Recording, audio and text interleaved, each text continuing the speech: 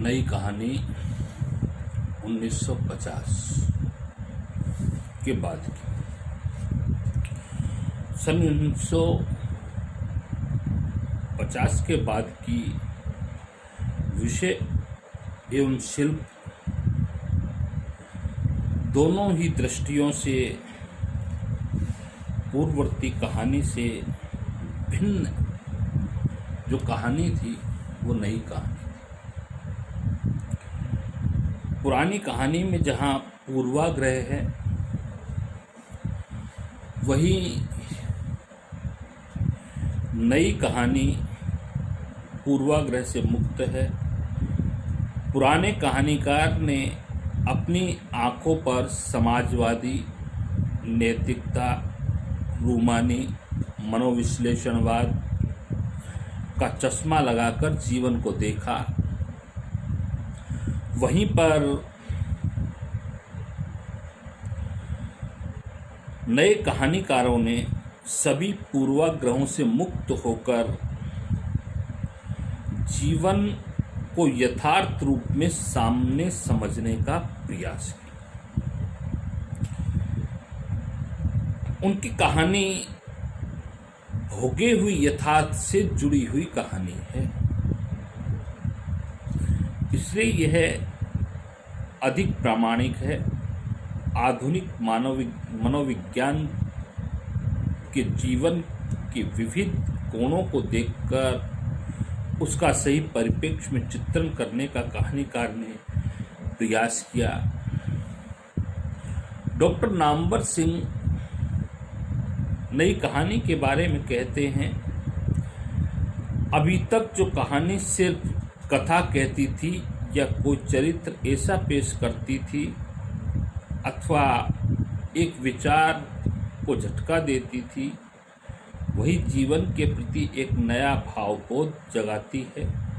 नई कहानी में विषयों की विविधता के साथ साथ शिल्प का नयापन भी विद्यमान है। उसमें प्रभावान्विति का इतना जोर नहीं जितना जीवन के संश्लिष्ट खंड में व्याप्त संवेदना है। नई कहानी किसी दार्शनिक, सामाजिक अथवा राजनीतिक विचारधारा से प्रतिबद्ध न होकर विशुद्ध अनुभूति की सच्चाई और विषय की यथार्थता के प्रति प्रतिबद्ध कहानी है। हिंदी के प्रसिद्ध कथाकार कमलेश्वर ने नई कहानी के विषय में अपना मत व्यक्त करते हुए लिखा है, पुरानी और नई कहानी के बीच बदलाव का बिंदु वैचारिक दृष्टि है। आज का कहानीकार पहले से अधिक सूक्ष्मदर्शी एवं संवेदनशील है। वह बिना किसी लाग लपेट के तटस्थता एवं सच्चाई के साथ यथार्थ वास्तविकता की रचना के माध्यम से व्यक्त करता है। डॉक्टर गणपत चंद्र गुप्त के अनुसार नई कहानी का सबसे बड़ा वैशिष्ट्य कथा का हास, नया कहानीकार कथा को महत्व देता है।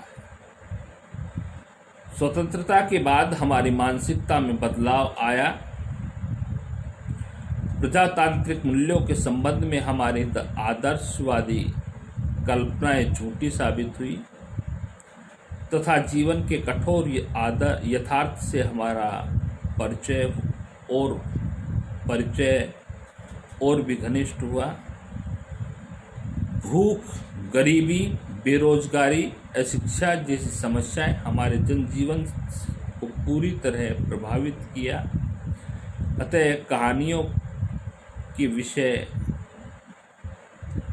जब जीवन की वास्तविक समस्याओं से पूरी तरह जुड़े हुए दिखाई पड़ रहे हैं, तो प्रसिद्ध कहानीकार मार्कंडेय के अनुसार नई कहानी से हमारा मतलब उन कहानियों से है जो सच्चे अर्थों में कलात्मक निर्माण में है, जो जीवन के लिए उपयोगी है, जो महत्वपूर्ण होने के साथ ही उसके किसी न किसी नए पहलू पर आधारित है।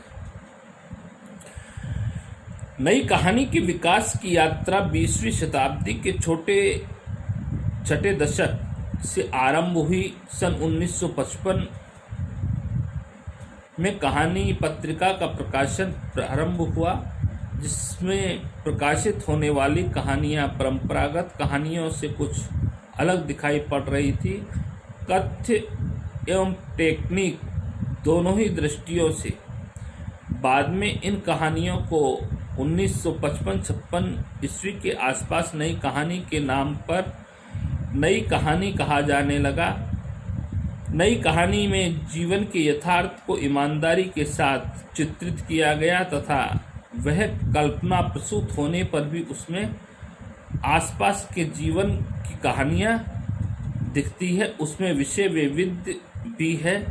यदि हम देखें तो उस विषय वैविध्य को विभिन्न वर्गों में विभक्त कर सकते हैं, जैसे ग्रामीण अंचल की कहानियां। फिर और भी यदि हम देखें तो नगरबोध की कहानियां, यथार्थबोध की कहानियां, यौन समस्याओं का चित्रण करने वाली कहानियां, व्यंग प्रधान कहानियां। छठे दशक से प्रारंभ होने वाली कहानियों में ग्रामीण अंचल की कहानियों में पाठक को विशेष आकृष्ट किया।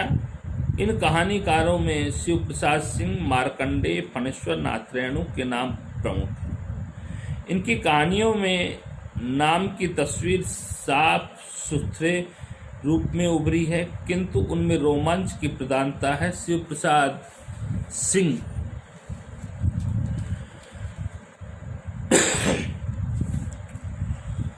के कहानी संकलन के नाम है आर पार की माला, मुर्दा, सरपंच, इन्हें भी इंतजार है आदि। मार्कंडेय के कहानी संकलनों में मधुए का पेड़, भूदान, हंसा जाए अकेला, माही आदि प्रमुख। फणेश्वर नाथ रेणु की कहानियों में आंचलिकता उभर आई। लाल पान की बेगम, तीसरी कसम उनकी प्रमुख कहानियां हैं। नई कहानी में नगरबोध की प्रकृति प्रमुख रूप से व्यक्त हुई है। आज के नगरीय जीवन में पाई जाने वाली सतही सहानुभूति, आंतरिक ईर्ष्या, स्वार्थपरता, जीवन की कृत्रिमता, अव्यक्ति, कमलेश्वर, निर्मल वर्मा, अमरकांत की कहानियों में देखी जा सकती है। नई कहानी में आधुनिक बोध कई अर्थों में विद्यमान है। मध्यकालीन मूल्यों के हास तथा नवीन वैज्ञानिक सोच ने आज की कहानी को प्रभावित किया। नगरीय जीवन की वास्तविक स्थितियों का चित्रण इस कहानी में हमें देखने को मिलता है।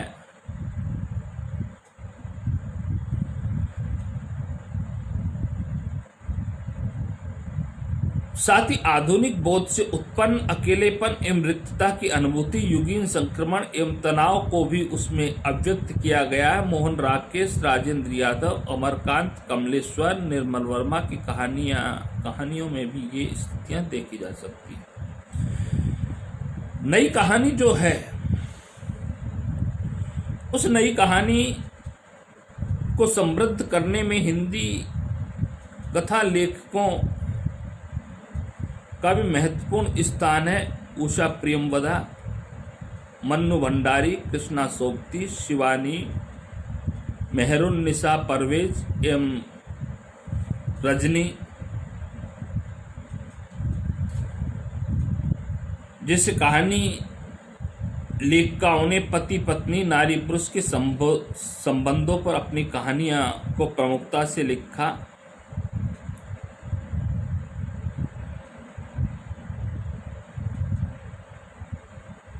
प्रेम और विवाह के कटु मधु संबंधों के चित्रण भी नए कहानीकारों ने किए। कमलेश्वर की बयान, राजा निर्बंसिया, राजेंद्र यादव की टूटना, मंडू मंडार की यही सच है और मोहन राकेश की अपराजिता कहानियां इस दृष्टि से उल्लेखनीय है। मोहन राकेश की मिसबार, कमलेश्वर की तलाश, उषा प्रेमवदा की छुट्टी का दिन, अमरकांत की जिंदगी और जोक कहानियां टूटी हुई नारी या टूटे हुए पुरुष की कहानी। नए कहानीकारों में कुछ और नाम चर्चित है। महीप सिंह, दिनेश पालीवाल, राजकुमार भ्रमर, नरेंद्र कोहली, गोविंद मिश्र, श्रद्धा कुमार, ममता कालिया, निरुपमा सोवती, दीप्ति खंडेलवाल आदि।